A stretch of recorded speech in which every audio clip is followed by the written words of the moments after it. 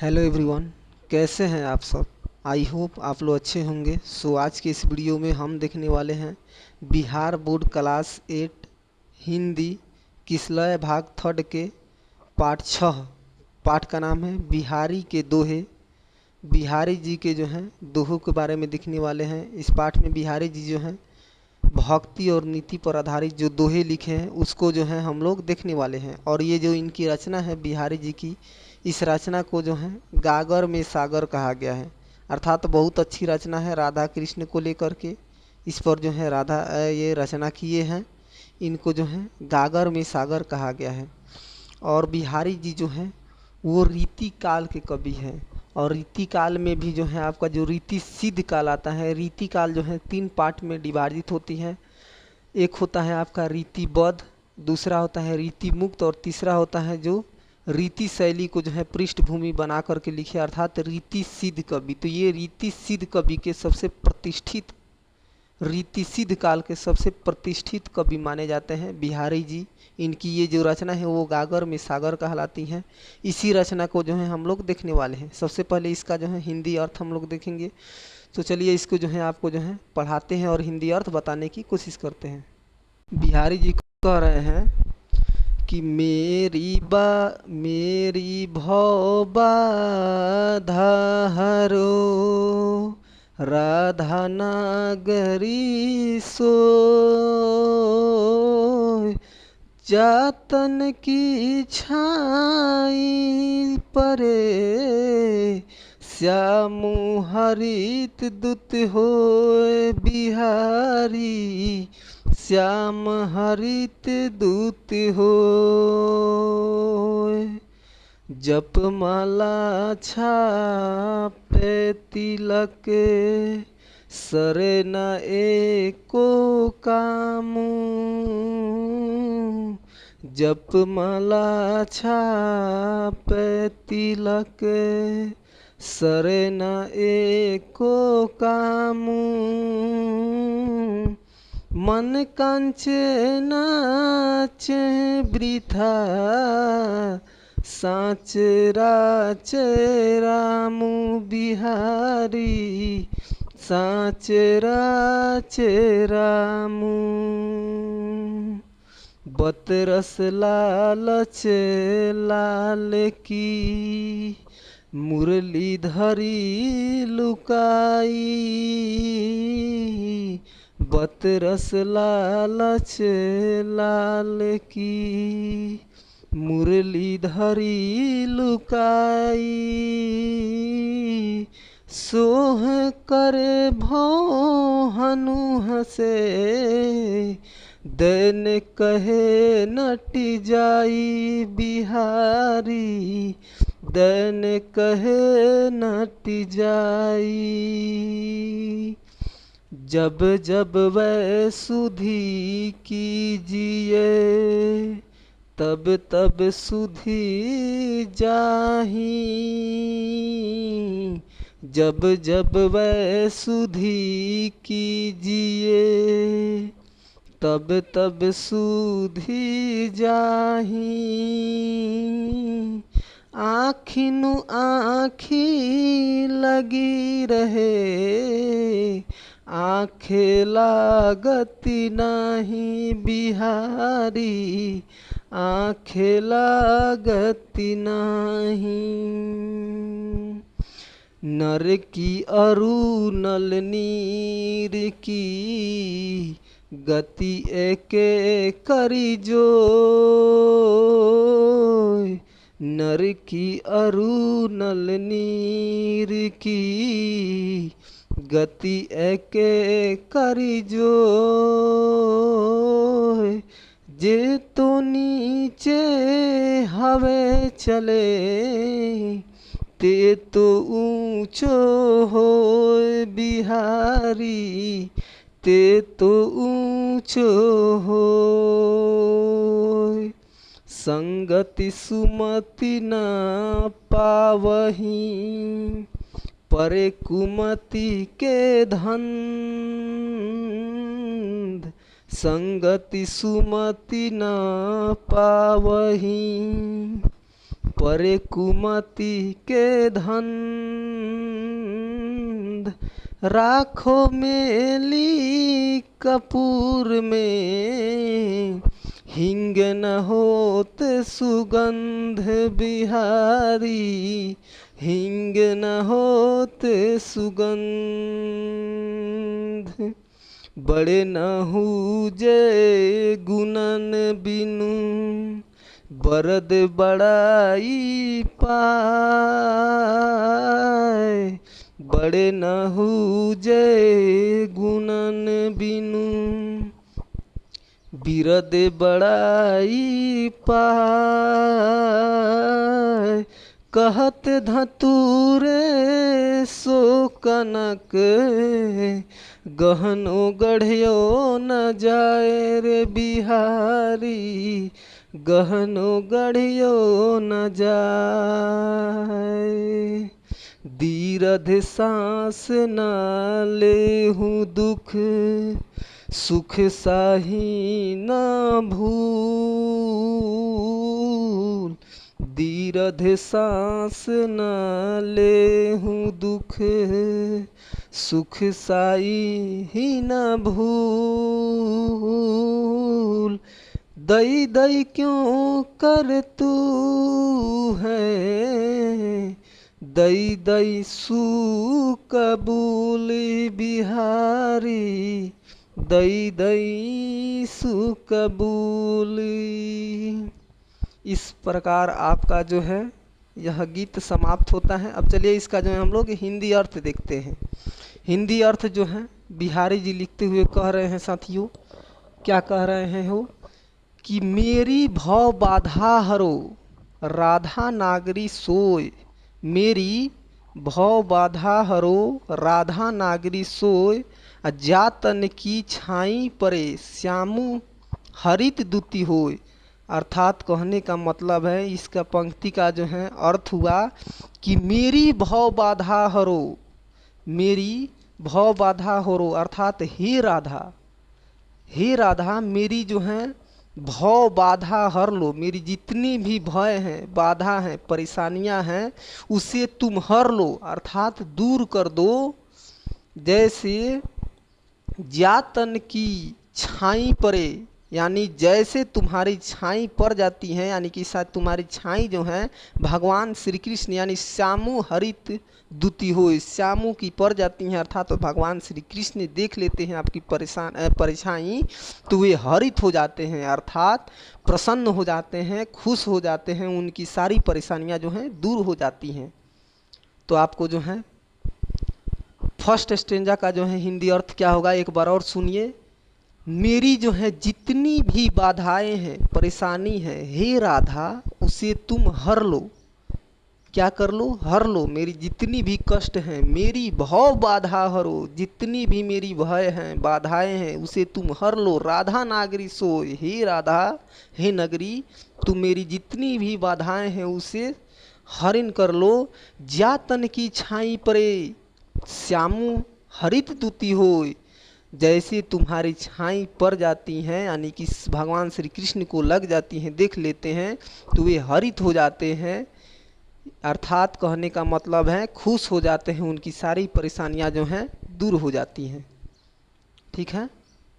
दूसरा जो है स्टेंजा में कहा जा रहा है कि जप माला छापे तिलक, सरे न एको कामू, मन कांचे नाचे वृथा, सांचे राचे रामू। अर्थात कहने का मतलब है कि अगर हम लोग माला का जप करते हैं, छापे तिलक, कपार पे जो है तिलक छाप लेते हैं, सरे न एको कामू, लेकिन ऐसा करने से हमारा एक भी काम नहीं निकल पाता है। साथियों, अगर हम लोग माला का जप करने लगे और तिलक कपार पर छाप लें और दिन भर जो है माला जपें, पूजा पाठ करें, तो हमारा एक भी काम निकलेगा नहीं।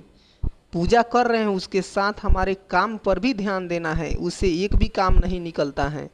मन कांचे नाचे वृथा, सांचे राचे रामू। अगर हमारे मन में कांचा है अर्थात खोट है, ठीक है, छल कपट है, तो ये सब काम वृथा अर्थात व्यर्थ हैं।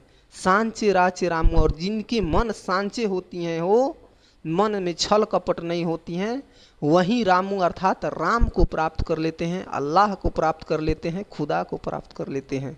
अर्थात कहने का मतलब ये जो दूसरा आपका स्टेंजा है उसमें कहा जा रहा है कि दिन भर माला जाप लेने से, कपार पर जो है तिलक लगा लेने से हमारा कोई भी काम नहीं निकलता है, निकल पाता है नहीं। अगर हमारे मन में कांचा रहता है अर्थात खोट रहता है तो क्या होती है, हमारे मन में अगर खोट रहती है तो हम राम को नहीं प्राप्त कर लेते हैं और ये सारा काम जो है वृथा हो जाता है, व्यर्थ हो जाता है।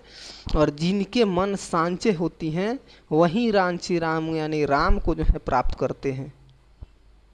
अर्थात कहने का मतलब है कि दिन भर जो है माला जप लेने से और माथे पर जो है तिलक लगा लेने से, लकार बना लेने से, चोटी बढ़ा करके जो है सीखा लपेट लेने से और दंड कमंडल हाथ में लेकर के घूमने से हमारा कोई काम नहीं निकलता है, निकलता है नहीं, कोई काम नहीं निकल पाता है। अगर हमारे मन में खोट होती है, बेईमानी होती है तो हमारा जो है ये सारा काम जो है व्यर्थ है, हम ईश्वर को नहीं प्राप्त कर सकते हैं। अगर हमारे मन में सांचे रहे यानी सच्ची रहे, हमारी मन आत्मा शुद्ध रहे, तभी जो है हम अल्लाह को, ईश्वर को जो है प्राप्त कर सकते हैं। आगे कह रहे हैं कवि जी कि बतरस लालच लाल की मुरली धरी लुकाई, आ सोहे करे भौं हनु हसे देन कहे नटी जाई। आप लोग को जो है बतरस लालच, बत मतलब बात, रस मतलब आनंद, लालच माने लालच, अर्थात बात करने के आनंद में, लालच में गोपियों ने, अर्थात गोपियों ने, जो गोपियाँ होती हैं, जो कृष्ण जिनके साथ रास रचाए थी, तो गोपियों ने जो है लल्ला से बात करने के लिए उनकी मुरली को जो है लुका दी है।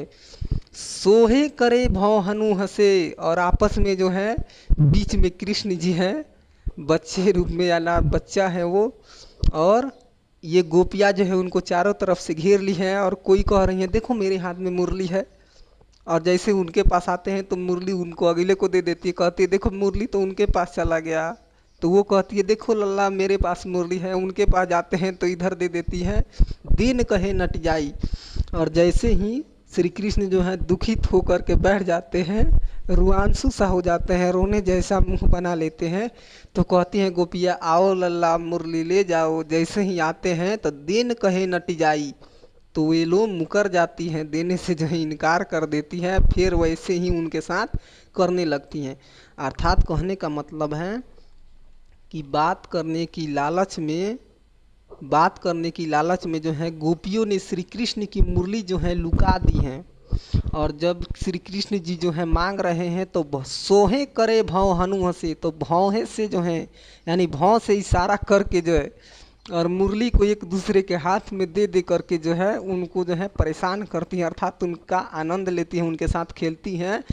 और देन करे नट जाए, जैसे ही कृष्ण जो है दुखित हो जाते हैं, बैठ जाते हैं, तो मुरली देने को कहती हैं, लेकिन जैसे ही वे उठ करके आते हैं तो वे मुकर जाती हैं, मुरली नहीं देती हैं। आप यहाँ भी देख सकते हैं कि बात करने की लालच में ये जितने भी गोपियाँ हैं वे श्री कृष्ण की मूर्ति जो है लुका दी है, श्री कृष्ण की जो है वो जो वो बांसुरी है उसे लुका दी है, और बात करने की लालच में इनके साथ जो है प्रेम से बात करके इनको बहला रही है और किसी तरह इनसे जो है बात करके आनंद ले रही है। इस प्रकार आप जो है इसका अर्थ समझ सकते हैं। नेक्स्ट है आपका चौथा जो है स्टेंजा है कि जब जब वै सुधि कीजिए तब तब सुधि जाही, जब जब वै सुधि कीजिए तब तब सुधि जाही, आँखी नु आँखी लगी रहे आँखें लागती नाही। अर्थात जो है बिहारी जी कह रहे हैं कि जब जब हे श्री कृष्ण, हे प्रभु, जब जब मैं आपकी सुधि करता हूँ, स्मृति करता हूँ, आपको याद करता हूँ, तब तब मेरी अंदर जो है इतनी आनंद आती हैं, इतनी जो है चेतना भर आती हैं, इतनी चेतना भर आती हैं कि आँखी नु आँखी लागी रहे लेकिन आँखें लागत नहीं। इतनी जो है हमारी अंदर जो है चेतना उभर आती है कि कितना हूँ भी जो है आँख लगने की जो है कोशिश करता हूँ परंतु आँख नहीं लग पाती हैं, आपकी छवि जो है आँखों से नहीं हट पाती हैं। अर्थात जो है आपका चौथा स्टेंजा का मतलब है कि जब जब मैं आपकी सुधि करता हूँ, आपको जो है याद करता हूँ, ध्यान रखता हूँ, तब तब सुधि जाही, तब तब मेरे अंदर जो है इतनी जो है शांति मिलती है, मेरी चेतना भर आती है। उसके बाद आंखें तो लगती हैं लेकिन नींद नहीं आ पाती हैं, आपकी छवि जो है आँख से नहीं हट पाती हैं। हे प्रभु, कौन कह रहे हैं? बिहारी जी कह रहे हैं। अगला है आपका, नर की अरु नल नीर की गति, एके करी जोए, जेते नीचे हवे चले, ते तो ऊंचे होए। यहाँ पर नल, पानी देने वाला नल और वो आदमी की जो है तुलना किया गया है और कहा जा रहा है कि आप लोग देखे होंगे पानी देने वाले नल की गति, उसकी जो है मुख होता है ना वो टेढ़ा रहता है। जैसे यहाँ देखिए इसका जो है ये जो मुख होता है ना वो झुका रहता है। नल की अरुण नर की गति, अर्थात नल की जो ये गति होती है ना वो इसका चेहरा यानी इसका जो है शरीर झुका रहता है और नॉर्मल रूप में ये पानी देता है। और इन जो इंसान जो है ऐसे ही शांत भाव में रहता है, अर्थात कहने का मतलब है शांत में रहता है, अपने आप को जो है ज़्यादा चंचलता नहीं दिखाता है, वही जो है महान होता है। नल को आप लोग जैसे देखे होंगे, नल कितना शांत होता है और इसमें से पानी कितनी गहरी रूप में तेज से निकलती है। तो यहाँ पर नल और मनुष्य की जो है तुलना की गई है कि जो मनुष्य शांत भाव में रहता है, जिसके अंदर ज़्यादा गुण होता है, उनकी गुण जो है दोहराने की जो है ज़रूरत नहीं पड़ती है। उनका जो है वैसे ही लोग जान जाते हैं कि हाँ इनके पास कितना गुण है, कितना अवगुण है, और उनका नाम अपने आप जो है फेमस हो जाता है। तो अर्थात कहने का मतलब है, अर्थात इसमें बिहारी जी बता रहे हैं कि नर की अरु नल नीर की गति एक एक करी जोय, यानी कि मन जो नल आप लोग देखे हैं ना अभी वो झुका हुआ रहता है, लेकिन झुका हुआ रहता है तो ये मत समझिए वो बहुत गंभीर में जो है पानी देता है। अर्थात ऐसे ही कहा गया है मनुष्य को जो इंसान झुका हुआ रहता है, झुक करके बात करता है, तो इसका मतलब ये नहीं वो जो है बहुत आगे तक जाएगा, उसकी प्रशंसा, उसके अंदर बहुत गुण है। ठीक है, ऐसे ही कह रहे हैं जे तो नीचे हवे चले ते तो ऊंचे हो, जितने ही नीचे जो है नल झुका रहता है उतनी जो है अधिक पानी देता है। वैसे ही जो इंसान जो है जितना ही झुक करके नीचे होकर के बात करता है, शांत रहता है, तो उसके अंदर कुछ ना कुछ क्वालिटी गुण जरूर हैं और वो बहुत आगे तक जाता है, उसकी प्रशंसा बहुत होती है।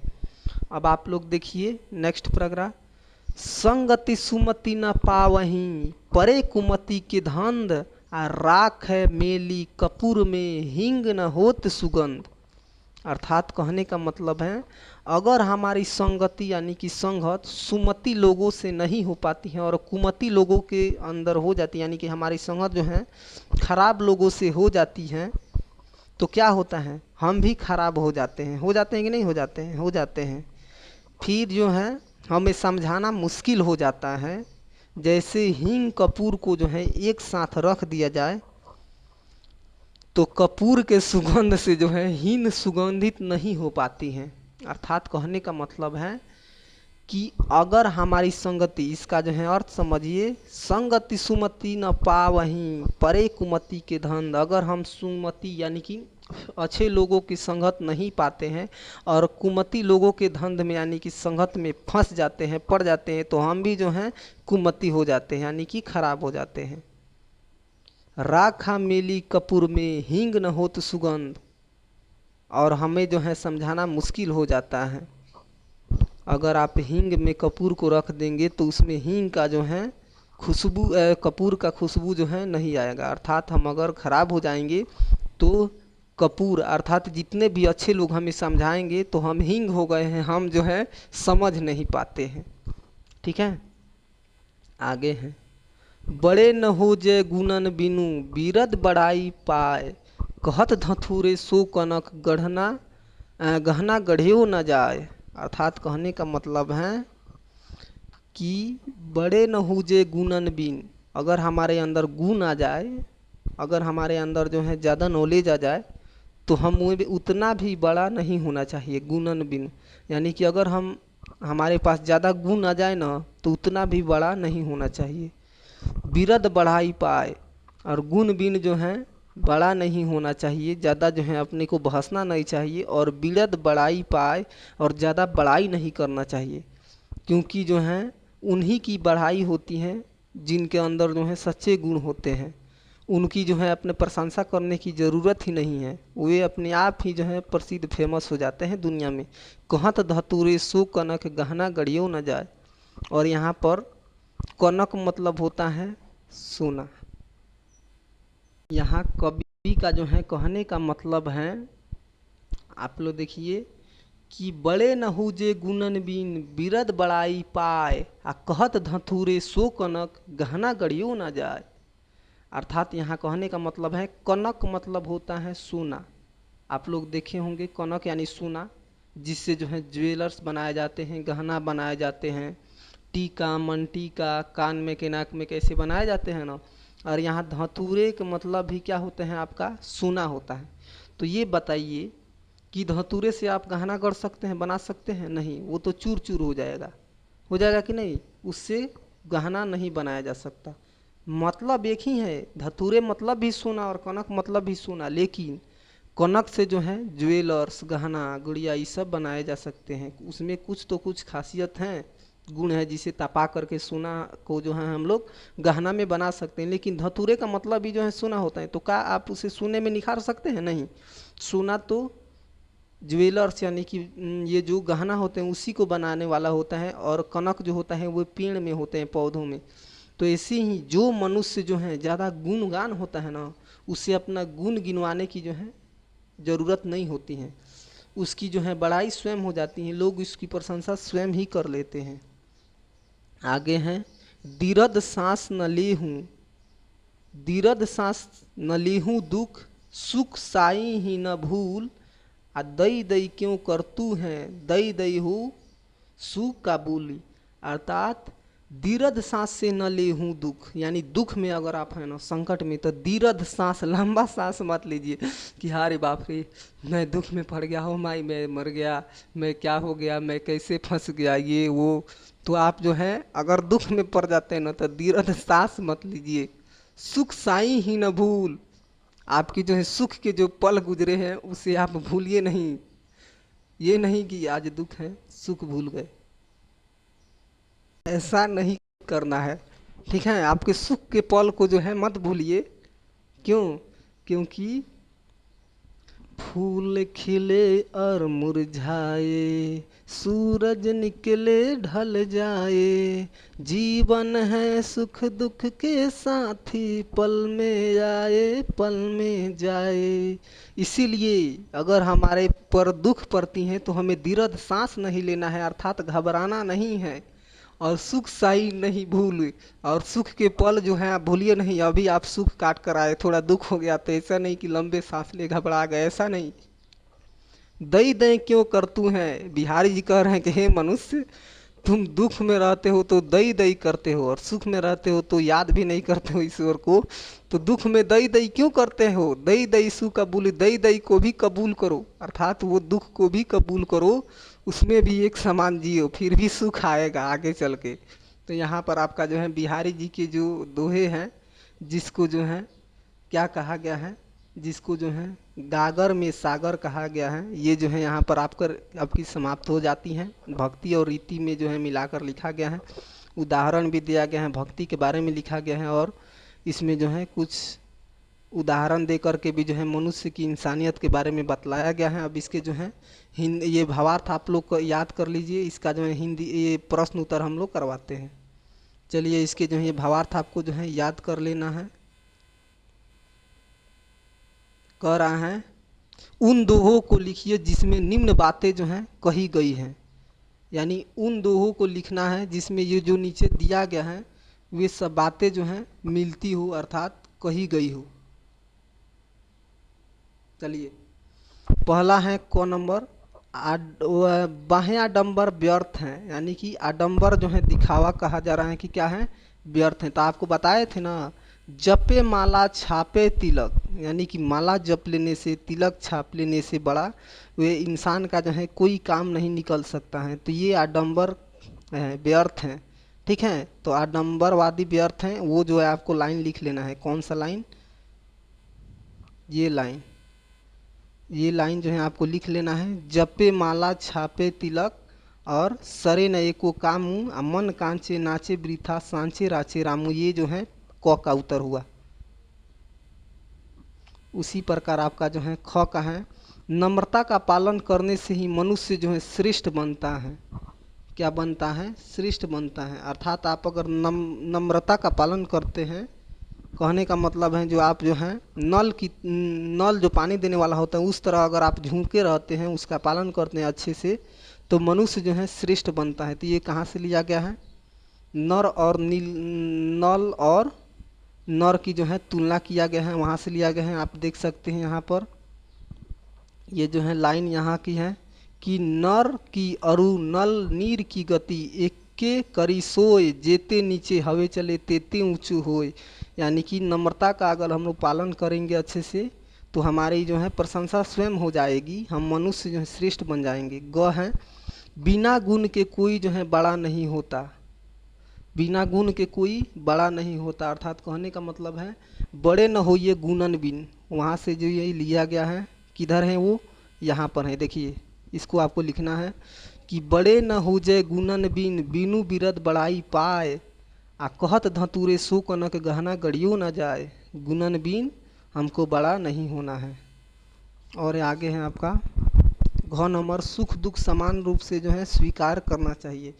अर्थात कहने का मतलब है कि अगर दुख में आ गए तो दई दई नहीं करना चाहिए। ये आपका जो है लास्ट वाला पंक्ति लिख लेना है कि दीर्घ सांस न लेहूँ, दुख सुख साई ही न भूल, आ दई दई क्यों करत हैं, दई दई सुख कबूली। इसको भी आपको लिख लेना है। तो ये आपका घ जो है चारों जो है प्रश्न का उत्तर आपका हो गया। अब है आपका 2 नंबर कि दुर्जन के साथ रहने से मनुष्य अच्छी बुद्धि नहीं मिल सकती। अर्थात जो है अगर हम लोग खराब इंसान के साथ रहेंगे तो हमें जो है अच्छी बुद्धि नहीं मिल पाती है। इसकी उपमा में कवि ने क्या कहा है? तो 2 का आपका आंसर हो जाएगा कि दुर्जन के लोगों के साथ अगर हम लोग पकड़ लेते हैं तो हमारी बुद्धि जो है अच्छी नहीं मिल पाती है। इसमें कवि जो है हींग और कपूर की तुलना दे करके कहे हैं कि अगर हम लोग जो है हींग की तरह अगर खराब बन जाते हैं, यानी कि दुर्जन बन जाते हैं, दुर्जन लोगों की जो है खराब लोगों की तरह संगत पकड़ लेते हैं, तो फिर हमें समझाना मुश्किल हो जाता है। जैसे में कपूर यानी कि अच्छे अच्छे लोग जो हैं हमें समझाते हैं तो हम हींग की तरह हो जाते हैं, हमें जो है उनकी बात समझ नहीं आ पाती है, उनकी सुगंध नहीं आ पाती है। कहने का मतलब आप समझ गए होंगे। यहाँ पर है नर की अरु नल नीर की गति ऊंची हो, अर्थात कहने का मतलब है वही है आपका जो अभी जो है इसके जो है रिक्त स्थान की पूर्ति करना है। नर की अरु डैश डैश डैश ऊंची हो, यहाँ आपको जो है ये पंक्ति लिख लेना है। ये पंक्ति का है, इसको जो है आपको पूरा कर लेना है कि नर को अरु नील की गति एको हो, यहाँ से आपको जो है पूरा कर लेना है। और देखिए ख नंबर है कि जप माला छापे तिलक डैश डैश डैश सांचे राचे रामू, ये कहाँ की है? तो आप यहाँ देख सकते हैं, आप यहाँ देख सकते हैं कहा गया है कि जप माला छापे तिलक, ये जो है लाइन आपको जो है वहाँ से लिख लेना है। ग है, बड़े न हुजे गुणन बिन, यानी कि आपका जो ग नंबर है उसका जो है आंसर यहाँ पर है। यहाँ से आपको ये जो है लाइन लिख लेना है, बड़े न हुजे गुणन बिन। घ है, दीर्घ सांस न लेहूं, दुख डैश डैश डैश दई सु काबुली, यानी कि दीर्घ सांस, लंबे सांस जो है दुख में नहीं लेना है, दुख और सुख को जो है एक समान जीना है और सुख के पल को भी जो है नहीं भुलाना है। ये लाइन आपको जो है पूरा कर लेना है। इस प्रकार हमारा जो है 3 नंबर प्रश्न भी पूरा हो जाता है। अब हम लोग चलते हैं 4 नंबर प्रश्न में। 4 नंबर प्रश्न में कहा जा रहा है कहाँ गया, गोपियों ने कृष्ण की मुरली क्यों छुपाई? तो गोपियों ने जो है यहाँ पर आप देख सकते हैं कि गोपियों ने जो है श्री कृष्ण की मुरली क्यों छुपाई? तो गोपियों ने श्री कृष्ण की मुरली इसलिए छुपाई क्योंकि उनको बात करने की क्या थी? लालच थी। नेक्स्ट है आपका गुण नाम से ज़्यादा बड़ा होता है। अर्थात हमारे अंदर अगर गुण है तो हम जो है स्वयं ही प्रसिद्ध हो जाते हैं, हमारे जो है नाम करने की जो है ज़रूरत नहीं हो जाती, हम बड़ा हो जाते हैं। 2 नंबर है कनक शब्द का प्रयोग किन किन अर्थों में हुआ है? तो कनक मतलब होता है एक सोना जिससे जो है आभूषण बनाए जाते हैं, और एक कनक मतलब होता है धातु जिससे आभूषण नहीं बनाए जाते हैं। हींग को कपूर के साथ रखने पर सुगंध क्यों नहीं आता है? तो हींग के साथ जो है अगर कपूर को रखेंगे तो उसमें जो है सुगंध नहीं आ पाता है। क्यों? क्योंकि जो है कपूर जो है सुगंधित होता है, और धतूरे जो है अर्थात अगर हम लोग सोना, सोना का मतलब ये क्या, कनक का मतलब भी सोना हुआ और धतूरे का मतलब भी सोना हुआ, तो क्या वो सोना हो सकता है? नहीं। तो हींग को जो है हम लोग कपूर के साथ रखेंगे तो सुगंध आ सकता है? नहीं आ सकता है। अब है व्याकरण का पाठ। कह रहे हैं कि पर्यायवाची शब्द लिखिए, यानी कि ये जो शब्द दिए गए हैं उनका जो है आपको जो है पर्यायवाची शब्द लिखना है, जैसे भव, नर, बाधा, तन, नीर, कनक। ठीक है, तो आपको जो है भव मतलब होता है संसार, यानी कि मेरी जितने भी सांसारिक बाधा हैं। भव मतलब एक भय भी होता है यानी डर, तो आपको यहाँ भव मतलब संसार लिखना है। भव मतलब डर भी होता है। नर मतलब होता है मनुष्य, बाधा मतलब होता है रुकावट, तन मतलब होता है शरीर, नीर मतलब होता है जल पानी, कनक मतलब होता है आपका सोना। आपका राय निम्नलिखित शब्दों के जो है आधुनिक खड़ी बोली के रूप में जो है लिखिए। आधुनिक खड़ी बोली कहने का मतलब है ये जो अरु है, अरु मतलब क्या होता है? आधुनिक रूप इसका क्या है? आधुनिक नाम क्या है? या खड़ी बोली कह सकते हैं, जो अमीर खुसरो के बाद से जो है अमीर खुसरो के साथ जो है प्रसिद्ध हुआ। तो अरु मतलब होता है और, जेतो मतलब होता है जितना, तेतो मतलब होता है उतना, हरो मतलब होता है हरण करो, यानी कि मेरी दुख हरण करो राधा। वृथा मतलब होता है व्यर्थ, गुणन मतलब होता है गुण, और बीनम बीनू मतलब होता है बीना। इस प्रकार जो है हमारा जो है यहाँ पर आकर के सेशन समाप्त होता है। वीडियो अच्छी लगी तो लाइक ज़रूर करना है, दोस्तों में शेयर करना है। मिलते हैं अगले वीडियो में, तब तक के लिए जय हिंद।